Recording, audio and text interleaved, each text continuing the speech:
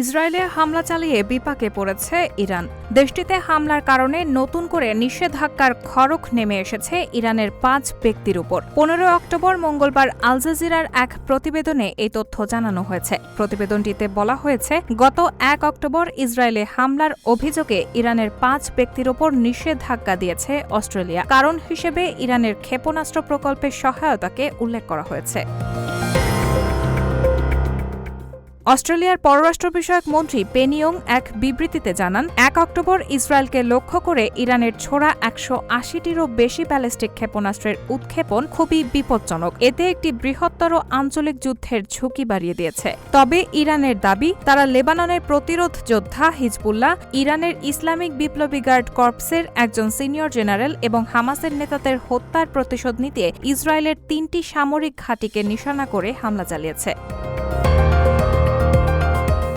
সেই বিবৃতিতে আরও বলা হয়েছে, অস্ট্রেলিয়ার নিষেধাজ্ঞায় ইরানের আরও অন্তত ২০০ ব্যক্তি রয়েছেন। এর আগে সোমবার যুক্তরাজ্য ইসরায়েলে হামলাকে কেন্দ্র করে নিষেধাজ্ঞা আরোপ করে ইরানের ওপর। একই সাথে ইসরায়েলের সেনাসহ ক্ষেপণাস্ত্র বিধ্বংসী ব্যবস্থা পাঠানোর ঘোষণা দিয়েছে যুক্তরাষ্ট্র। ইরানের ব্যাপক ক্ষেপণাস্ত্র হামলার পরেই এই ঘোষণা দিয়েছে দেশটি।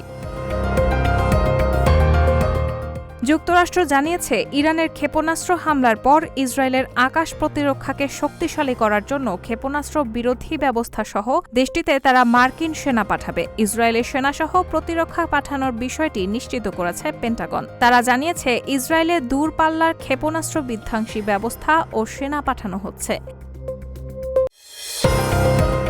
এর আগে গত ১৩ এপ্রিল ও ১ অক্টোবর ইসরায়েলের নজিরবিহীন হামলা চালায় ইরান। দেশটির এই হামলার পর যুক্তরাষ্ট্র এমন সিদ্ধান্ত নিয়েছে। ব্যালিস্টিক মিসাইলের বিরুদ্ধে যুক্তরাষ্ট্রের এই ঘোষণা ইসরায়েলকে আরও শক্তিশালী করে তুলবে। বিবিসির এক বিশ্লেষণে বলা হয়েছে, সর্বাত্মক যুদ্ধের দ্বারপ্রান্তে মধ্যপ্রাচ্য। গত ১ বছরে বিশ্বে অনেক বিপদের মুহূর্ত এসেছে, তবে এবারেরটি সবচেয়ে ভয়াবহ।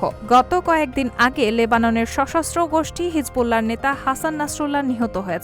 এরপর লেবাননে স্থল হামলা শুরু করেছে ইসরায়েল। জবাবে ইরান ইসরায়েলে প্রায় ২০০ ক্ষেপণাস্ত্র হামলা করেছে।